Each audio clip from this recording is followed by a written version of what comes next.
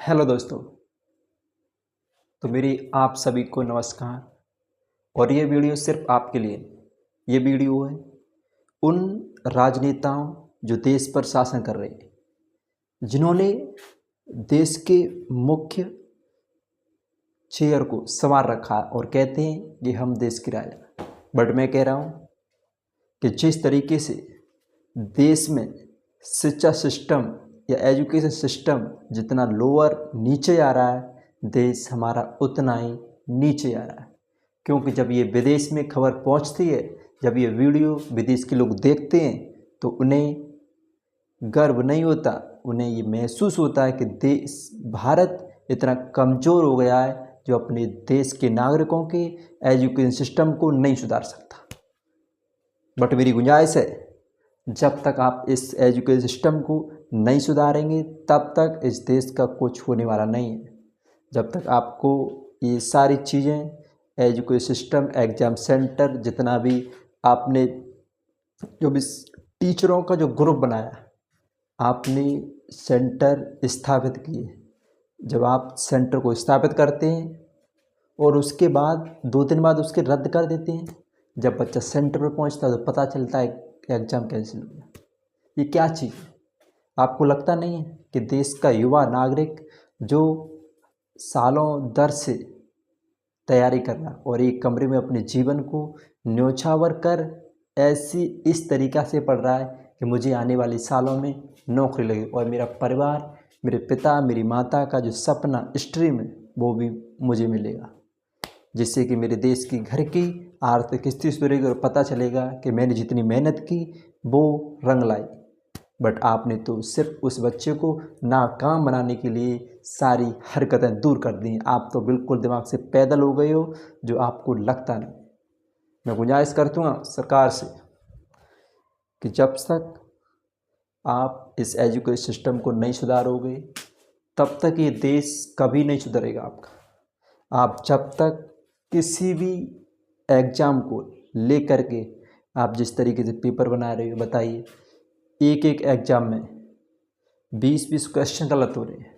क्या आपके पास इतने प्रोफेसर टीचर नहीं हैं जो एक पेपर को संभाल कर बना सकें? अरे हमसे कह दीजिए, हम बना कर दे देंगे।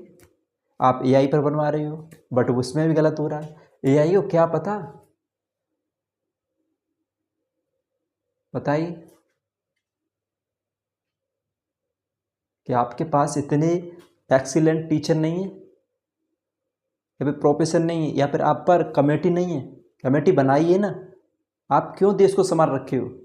हमने आपको वोट दिया है, अपना अधिकार सारा आपको दिया है और आप हमको ही दबा रहे हैं।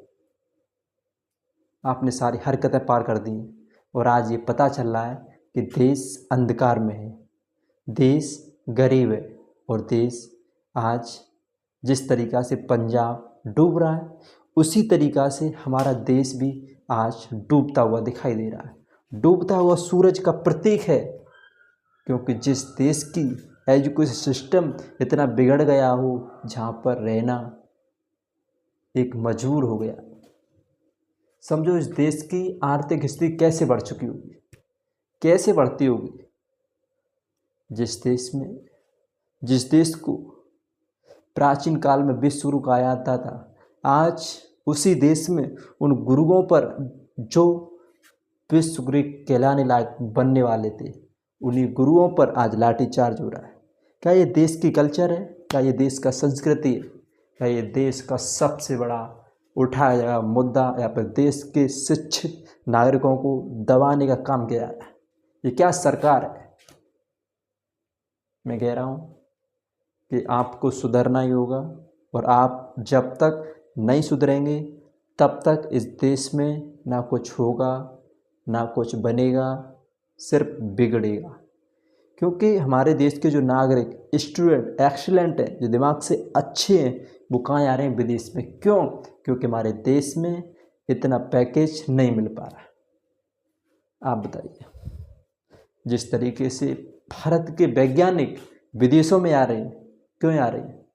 क्योंकि भारत इतनी कंपनियां, इतनी फैक्ट्रियां, इतनी मशीन नहीं बना पा रहा जिससे कि उन्हें रोजगार देवे, क्योंकि उन्होंने पढ़ाई इतनी कर रखी। बट आपके पास तो एक छोटा सा कंपनी भी नहीं है जो हमको एक धंधा डाल सके। कहते हो कि ठेला लगा लो रोजगार बन जाओगे, क्या लगा लें, ठेला लगा लें, बीटेक बीएड करे हुए देश संभाल सकते हैं, बट तुम लोग सिर्फ अनपढ़ देश की गद्दी पर बैठे हो और कहते हैं कि हम देश को संभाल रहे हैं। क्या जानते हो?